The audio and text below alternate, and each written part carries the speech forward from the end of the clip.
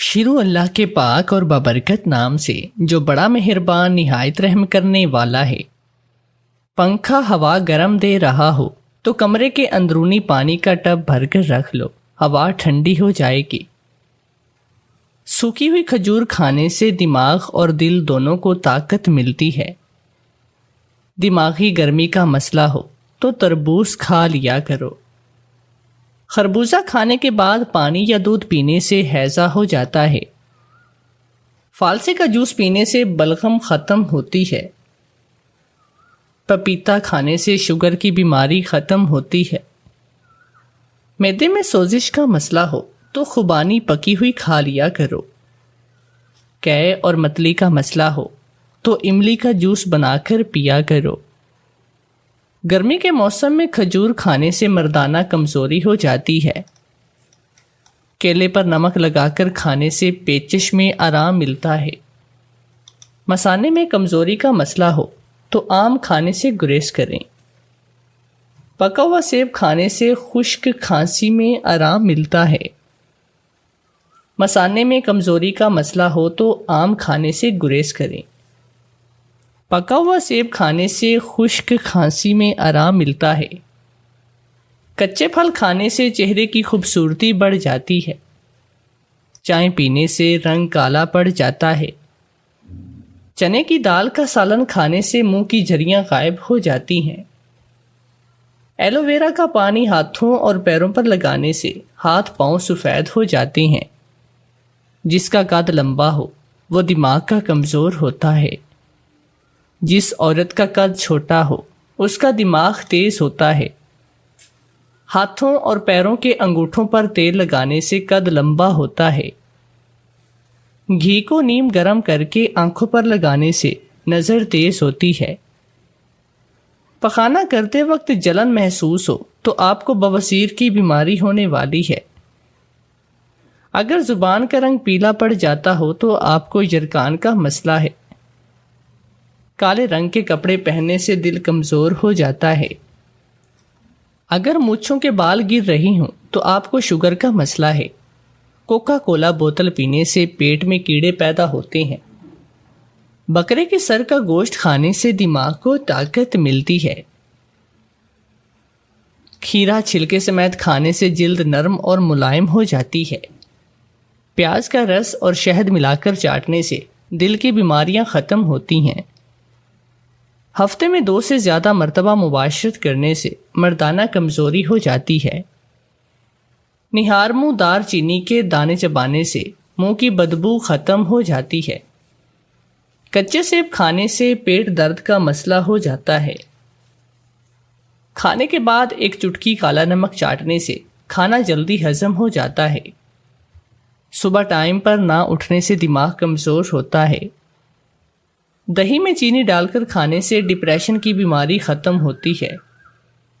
ناریل کا پانی پینے سے سستی ختم ہو جاتی ہے۔ کھجور پر مکھن لگا کر کھانے سے چھاتیاں مضبوط ہوتی ہیں۔ بار بار پیشاب تنگ کرتا ہو تو اسٹیل کے چمچ میں شہد اور سیب کا رس ملا کر پی لو۔ ناریل کا پانی اور ٹوتھ پیسٹ ملا کر سر پر لگانے سے بال اگاتے ہیں۔ شکر قندی ابال کر کھانے سے چھاتیاں بڑی ہوتی ہیں۔ ککر کی لکڑی کا مسواک کرنے سے دانت سیدھے ہوتے ہیں۔ خربوزے کا چھلکا سالن میں ڈالنے سے سالن جلدی پک جاتا ہے۔ کالی مرچ پر شہد لگا کر کھانے سے پیٹ درد میں آرام ملتا ہے۔ خربوزے پر نمک لگا کر کھانے سے معدہ صاف ہو جاتا ہے۔ بلڈ پریشر کا مسئلہ ہو تو الائچی کے دانے نکال کر کھا لو۔ ابلے ہوئے آلو پر نمک لگا کر کھانے سے ناخن مضبوط ہوتے ہیں۔ شہتوت کے پتے چبانے سے منہ کی جھریاں غائب ہو جاتی ہیں۔ فال سے کھانے سے ہونٹ گلابی ہو جاتے ہیں۔ انار کے چھلکے چبانے سے کھانسی ختم ہو جاتی ہے۔ دودھ گرم کر کے اس میں کھجور ڈال کر کھانے سے دماغ کو طاقت ملتی ہے۔ نہار منہ ادرک کا رس پینے سے بڑا ہوا پیٹ کم ہو جاتا ہے۔ املی کا جوس بنا کر پینے سے چہرے پر گرمی کا اثر نہیں پڑتا۔ گنے کا رس پینے سے ہاتھ اور پاؤں کالے نہیں پڑتے۔ شام کے وقت پیاز کھانے سے بخار ہو جاتا ہے۔ پھیکا خربوزہ کھانے سے شوگر کی بیماری ختم ہوتی ہے۔ پلاسٹک کے برتن میں کھانا کھانے سے کینسر کی بیماری ہو جاتی ہے۔ جن کا معدہ کمزور ہو وہ بڑے جانور کا گوشت کھایا کریں۔ پیشاب پیلا آتا ہو تو لہسن کے جوئے پر شہد لگا کر کھا لو۔ نیم کے پتوں کی دھونی دینے سے مچھر بھاگ جاتے ہیں۔ کلونجی چبانے سے ہارٹ اٹیک کی بیماری سے محفوظ رہا جا سکتا ہے۔ بیڑ کا دودھ سر میں لگانے سے دماغ تیز ہوتا ہے۔ پودینے کی چٹنی کھانے سے جوڑوں کا درد ختم ہوتا ہے۔ آلو بخارے کا جوس پینے سے بخار کی بیماری میں آرام ملتا ہے۔ انگور اور فالسے کا جوس بنا کر پینے سے ذہنی ٹینشن سے نجات ملتی ہے۔ نہار منہ زیرہ چبانے سے گردے صاف ہوتے ہیں۔ چائے کا ایک بڑا چمچ، شہد میں 1/4 پیالی سیب کے ٹکڑے، 1/4 پیالی اورنج کا گودا، 6 انگور کے دانے اور 3 بڑی اسٹرابریز ملا کر اچھی طرح بلینڈ کر لیں۔ چہرے کو سادہ پانی سے دھونے کے بعد اس پر ہلکی سی شہد کی تہ لگائیں، پھر اس امیزے کو گردن اور چہرے پر لگائیں۔ 15 منٹ کے بعد چہرے کو نیم گرم پانی سے دھو لیں۔ جلد کی قدرتی خوبصورتی آپ خود محسوس کریں گے۔ گھریلو خواتین مصروف رہنے کے ساتھ بآسانی رکھیں۔ اپنی جلد کا خیال ٹماٹروں کے اندر کثیر مقدار میں وٹامن اے، بی اور سی کے علاوہ میگنیشیم اور پوٹاشیم بھی موجود ہوتا ہے، جسے دودھ کے ساتھ ملا کر چہرے اور جلد کے لیے مؤثر ترین بنایا جا سکتا ہے۔ اسے تیار کیا گیا گلیزن لوشن تقریباً ہر طرح کی جلد کے لیے مؤثر رہتا ہے، تاہم استعمال سے پہلے اپنی کلائی پر لگا کر چیک کریں تاکہ حساس جلد پر منفی اثرات سے بچا جا سکے۔ پودینہ، اس میں آئرن، فاسفورس، سلفر اور کلورین پائی جاتی ہے۔ اس کی تاثیر ٹھنڈی ہے۔ تازہ پودینہ انزائم سے بھرپور ہے، اس لیے ہاضمے کے لیے مفید ہے۔ پودینے کی چٹنی، پودینے کا قہوہ، پودینے کا جوس، پودینے کا رائتا سب بہترین ہے۔ پودینہ خواتین میں ایام کی باقاعدگیاں اور جگر کے لیے انتہائی مفید ہے۔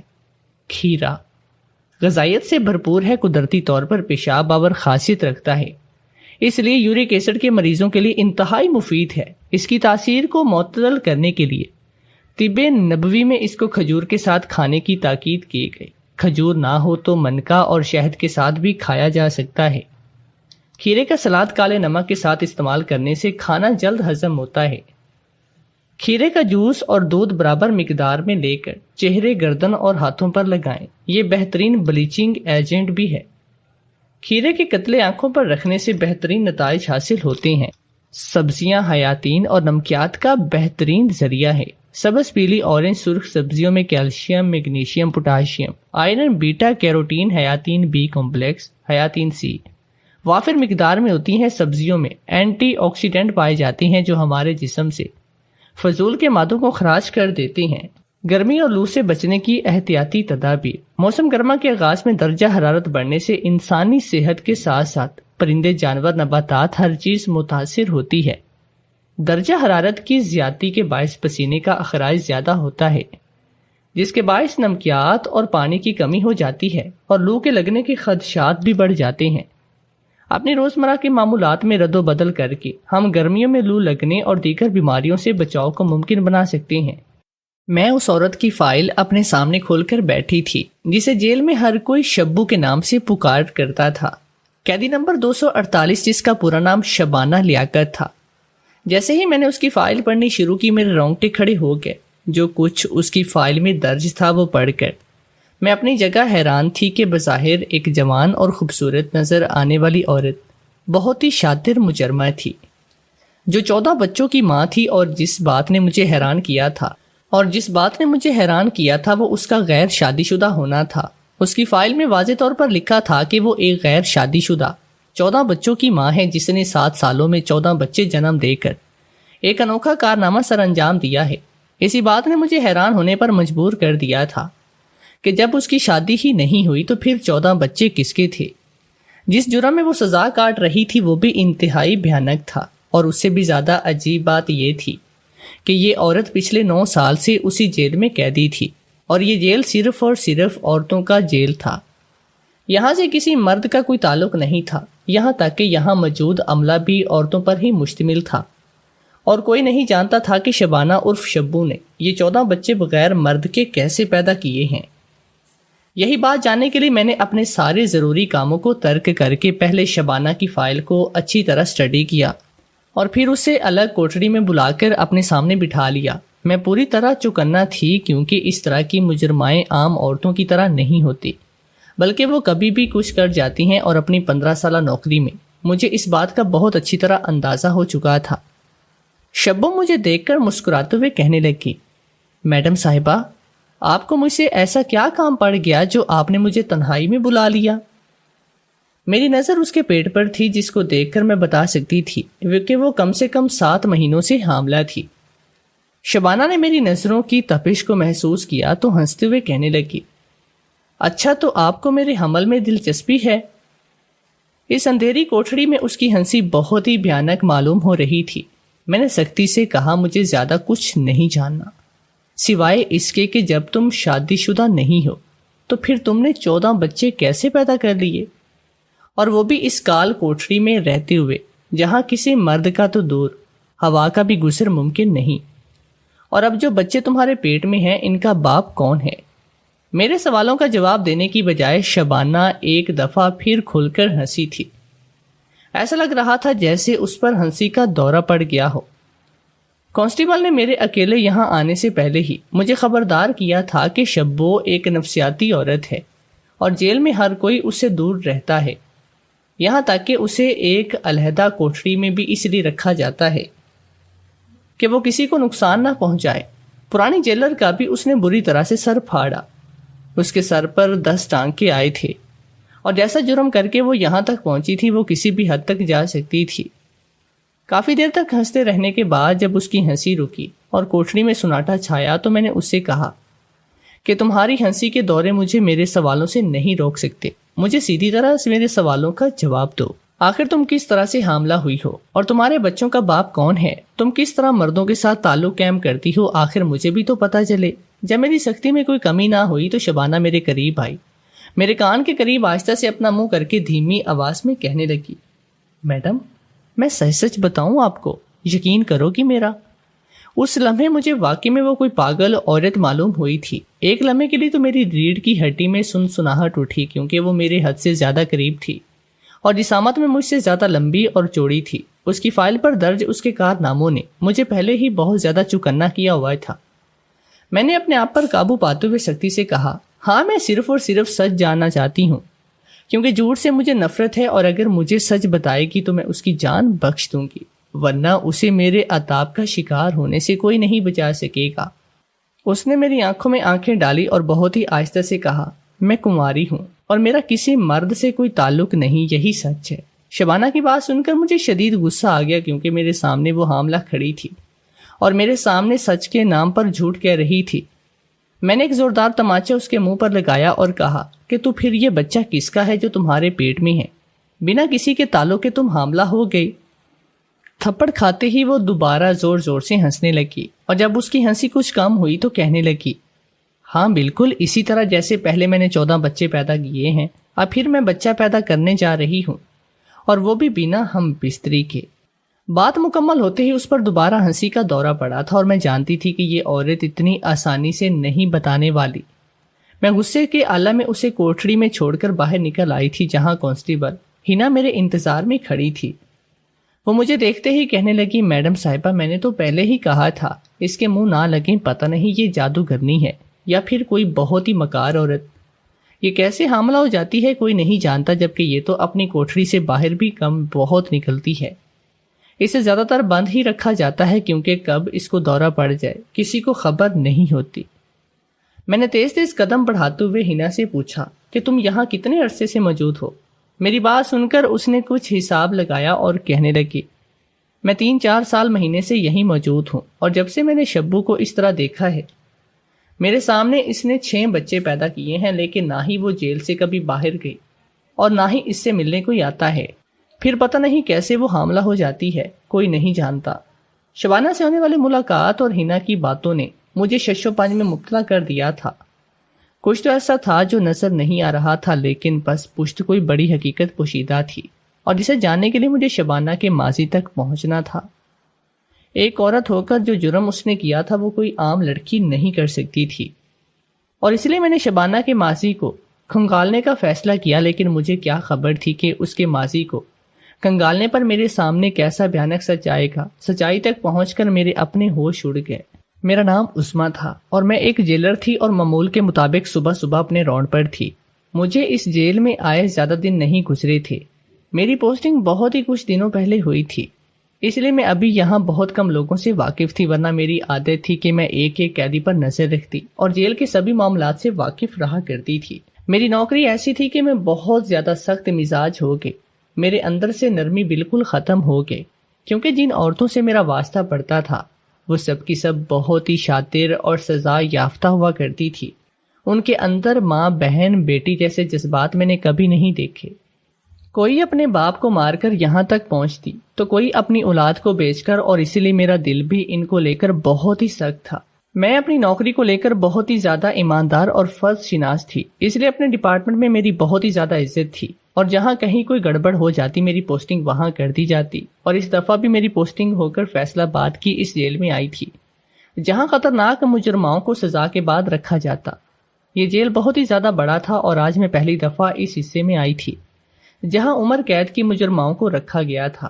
اس حصے میں زیادہ تر بڑی عمر کی عورتیں موجود تھیں جن کے چہروں پر شفافیت صاف دکھائی دے رہی تھی۔ میں نے ابھی تک اس جیل کی مجرماؤں کی فائلیں چیک نہیں کی، اس لیے مجھے کسی کے جرم کے بارے میں کچھ زیادہ خبر نہ تھی۔ میں سبھی پر اپنی گہری نظر ڈال رہی تھی کہ جب ہی میری نظر ایک ایسی مجرمہ پر پڑی جس کا پیٹ حد سے زیادہ بڑا ہوا تھا، اور یہ دیکھ کر میں بہت زیادہ حیران ہوئی، اور میں نے اپنے پیچھے آنے والی کانسٹیبل سے پوچھا کہ اس عورت کو کیا ہوا ہے۔ اس نے بتایا کہ یہ امید سے ہے، اتنا تو میں بھی جان گئی کہ وہ حاملہ ہے، لیکن اس حالت میں وہ جیل کے اس حصے میں کیوں موجود تھی؟ یہ بات میرے لیے بہت ہی حیران کن تھی۔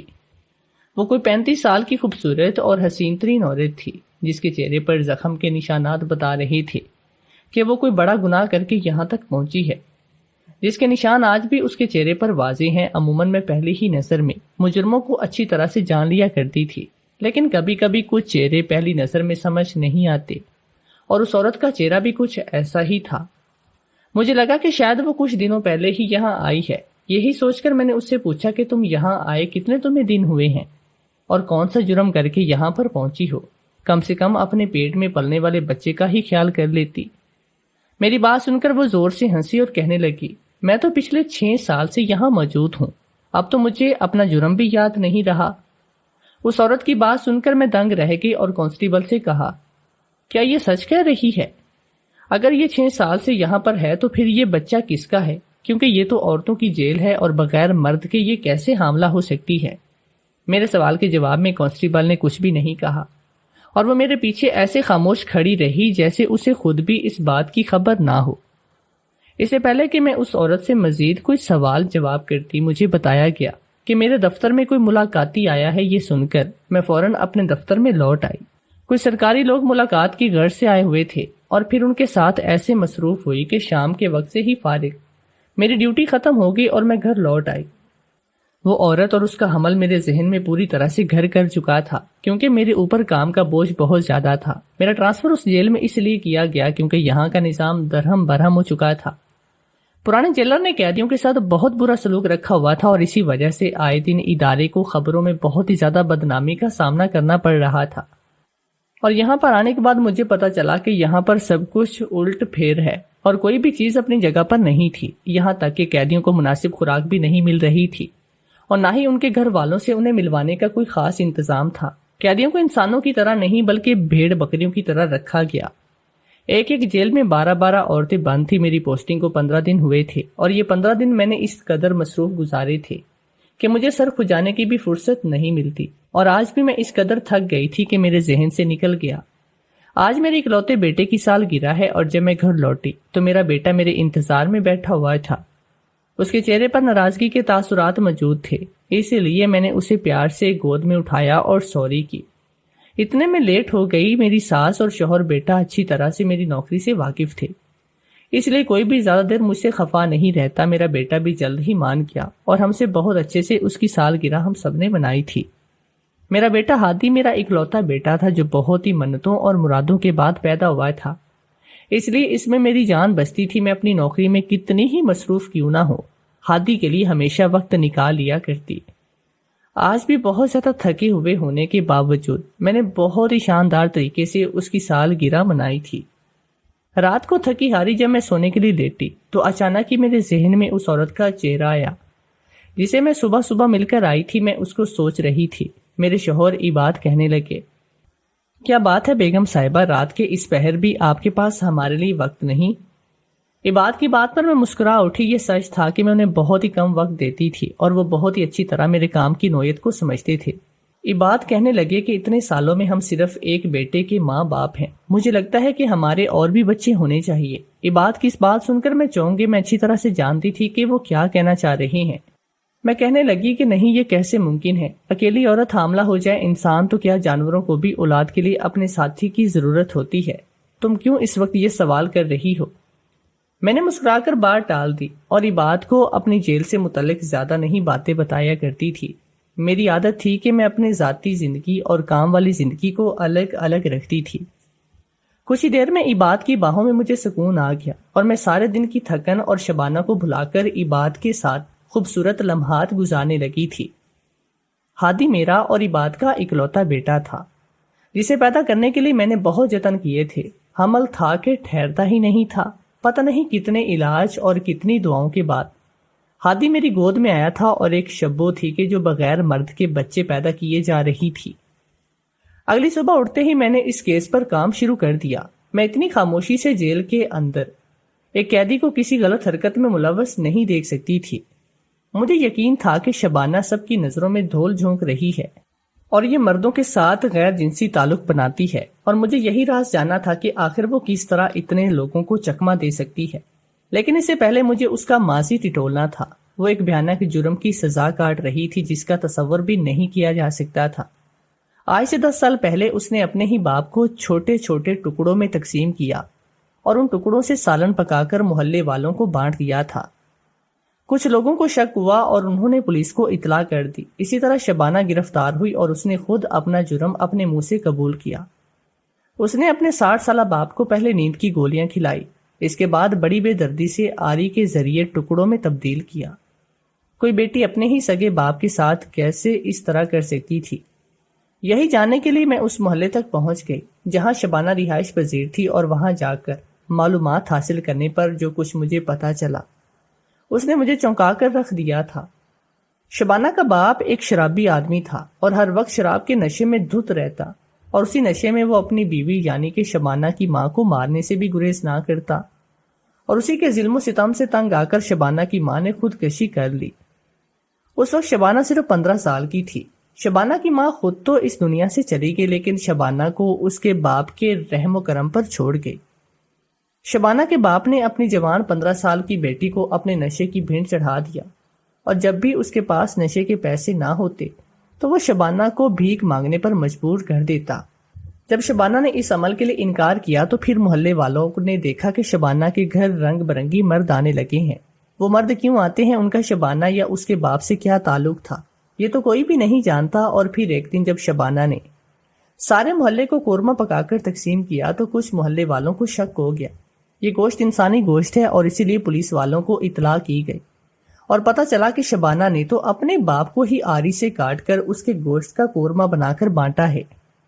اسی روز وہ گرفتار ہو گئی اور اس نے اس بات کا اعتراف بھی کیا، اور عدالت اسے عمر قید کی سزا ہو گئی۔ کوئی نہیں جانتا تھا کہ شبانہ نے اتنا بڑا قدم کیوں اٹھایا، اور ان مردوں کا شبانہ یا اس کے باپ سے کیا لینا دینا تھا۔ شبانہ نے کیسے اپنے باپ کو کاٹا تھا؟ ایک 16-17 سال کی لڑکی کیسے سفاکی کی انتہا کو چھو گئی؟ نہ ہی شبانہ کا کوئی رشتہ دار تھا اور نہ ہی کوئی جاننے والا تھا، اس لیے کسی محلے والے کو بھی خبر نہ ہوئی کہ شبانہ اب کہاں ہے، کس جیل میں ہے اور اسے کیا سزا ہوئی۔ شبانہ کا ماضی بھی اتنا ہی الجھا ہوا تھا جتنا اس کا حال، اور اب تک ایک وہی تھی جو مجھے ہر بات تفصیل سے اور سچ بتا سکتی تھی۔ اس کی چپتی ہوئی ہنسی میرے کانوں کے پردوں کو پھاڑنے لگتی تھی۔ میں ساری معلومات حاصل کر کے جب جیل پہنچی تو مجھے پتا چلا کہ شبانہ کی طبیعت ٹھیک نہیں۔ اس کے چیک اپ کے لیے جیل کی ڈاکٹر آئی ہوئی تھی اور میں بھی وہاں پر پہنچ گئی۔ میں نے باتوں باتوں میں اس ڈاکٹر سے پوچھا کہ شبانہ کے بچوں کی ڈیلیوری کس نے کی ہے۔ اس نے بتایا کہ وہ یہاں کی ڈاکٹر ہے اور اسی نے شبانہ کے ہر بچے کو پیدا کروایا ہے۔ شبانہ کے پاس ہمیشہ جڑواں اور صحت مند بچے جنم لیتے ہیں۔ میں نے ڈاکٹر سے پوچھا تو پھر شبانہ کے بچے کہاں ہیں؟ کیا انہیں سرکاری ادارے میں بھیج دیا گیا ہے؟ میری بات سن کر اس ڈاکٹر نے لا علمی کا اظہار کیا اور کہنے لگی اسے کچھ علم نہیں۔ میں نے پرانی جیلر سے بھی شبانہ کے حوالے سے بات کرنے کے لیے رابطہ کیا، لیکن رابطہ کرنے کی کوشش بھی کی، لیکن میرا اس سے رابطہ نہیں ہو سکا۔ اسے کہیں بہت دور کسی چھوٹے سے علاقے میں ٹرانسفر کر کے بھیج دیا گیا۔ اب مجھے شبانہ کی طبیعت کے ٹھیک ہونے کا انتظار کرنا تھا، کیونکہ اس کی طبیعت کافی خراب تھی۔ کال کوٹھڑی کے گھٹن زدہ ماحول میں ایک حاملہ عورت کا رہنا بہت ہی مشکل، اور شبانہ تو پچھلے 7 سالوں سے حمل جیسے عمل سے گزر رہی تھی۔ تقریباً 2 دن بعد شبانہ کی طبیعت میں کافی سدھار آیا تو میں نے اسے اپنے آفس میں بلوایا۔ اسے پہلے جوس پلایا تاکہ اس کی طبیعت مزید بہتر ہو جائے۔ شبانہ نے خاموشی سے جوس پی لیا تو میں نے اس سے کہا کہ میں اس کی مدد کرنا چاہتی ہوں اور میں اسے یہاں سے آزادی دلوا سکتی ہوں اگر وہ مجھے اپنے بارے میں ہر بات سچ سچ بتا دے، تو میں اس کی سزا میں بہت حد تک کمی بھی کروا سکتی ہوں۔ شبانہ نے عجیب نظروں سے مجھے دیکھا اور کہنے لگی وہ جیل کی 4 دیواری سے باہر جانا ہی نہیں چاہتی، کیونکہ باہر کی دنیا میں اس کے لیے کچھ بھی باقی نہیں بچا۔ میں نے مسکرا کر شبانہ سے کہا کہ اس کے بچے اس کے منتظر ہوں گے، اور جن بچوں کو وہ جنم دینے والی ہے وہ ان بچوں کے ساتھ اپنی اچھی زندگی گزار سکتی ہے۔ ان بچوں کا کوئی نہ کوئی باپ ہوگا جو اس سے ایک بہتر زندگی دے گا جو اسے جیل میں حاصل نہیں ہو سکتی۔ شبانہ نے نم آنکھوں سے میری طرف دیکھا اور کہنے لگی آپ کو میری بات پر یقین کیوں نہیں آتا؟ میرے بچوں کا کوئی باپ نہیں، میں کسی کو نہیں جانتی، اور مجھے تو یہ بھی نہیں پتا کہ میرے بچے ہیں کہاں، کس حال میں ہیں، نہ ہی مجھے علم ہے کہ میں حاملہ کس طرح ہوتی ہوں۔ بس مجھے اتنی خبر ہے کہ میرے بچوں کو مجھ سے جدا کر دیا جاتا ہے، اور میں اپنے ہر بچے کی یاد میں تڑپتی رہتی ہوں۔ آج شبانہ پہلے کی طرح ہنس نہیں رہی تھی، بلکہ شاید بیماری کے اثر نے اسے دکھی کر دیا تھا۔ اس کی بات پر میں واقعی میں بہت حیران ہوئی، کیونکہ اس کا لہجہ مجھے اس کی بات پر یقین کرنے پر مجبور کر رہا تھا۔ میں نے جب اسے دوبارہ پوچھا کہ کیا تم سچ میں نہیں جانتی ہو کہ تم حاملہ کیسے ہوتی ہو، اس نے انکار میں سر ہلا دیا۔ اس کی آنکھوں سے آنسو گر رہے تھے، اور وہ اپنے ماضی کی داستان مجھے سنا رہی تھی، جسے سن کر میرے بھی آنسو بہنے لگے۔ میں لاکھ سخت مزاجی سہی، لیکن ایک انسان تھی اور اس کی داستان نے میرے رونگٹے کھڑے کر دیے تھے۔ شبانہ نے مجھے بتایا کہ اس کے باپ نے اپنے نشے کی لت کو پورا کرنے کے لیے اسے فروخت کرنا شروع کر دیا تھا، اور وہ اپنے گھر کی 4 دیواری میں ہی ہر روز پامال ہونے لگی تھی، اور جب ظلم حد سے بڑھا تو اس نے تنگ آ کر اپنے باپ کو بری طرح سے قتل کر دیا۔ اسے اپنے اس گناہ پر کوئی پچھتاوا نہیں تھا، کیونکہ اس نے اپنے باپ کے جسم کے جتنے ٹکڑے کیے تھے، اسے کہیں زیادہ زخم اس کے باپ کی وجہ سے اسے ملے تھے۔ وہ سزا کاٹنے کے لیے جیل چلی آئی، لیکن یہاں پر آنے کے 6 مہینے کے بعد اسے پتا چلا کہ وہ تو حاملہ ہے۔ وہ اچھی طرح جانتی تھی کہ یہ حمل اسے جیل میں آنے کے بعد ہی ٹھہرا ہے، اور یہ بچہ کس کا تھا، اس کے شکم میں کب آیا، اسے معلوم نہیں۔ اور پھر اس نے 14 بچوں کو اسی طرح جنم دیا، اور ایک دفعہ پھر وہ حاملہ تھی۔ اس کے حصے کی کہانی سن کر مجھے اتنا تو سمجھ آیا تھا کہ وہ ایک بے قصور لڑکی ہے، لیکن پھر قصور کس کا تھا، اور یہی بات جاننے کے لیے میں نے جیل میں تفتیش شروع کر دی۔ اپنے ہی ملازمین سے تفتیش کا آغاز کیا تو ایک ایسا بھیانک سچ میرے سامنے آیا کہ میری جان نکل گئی۔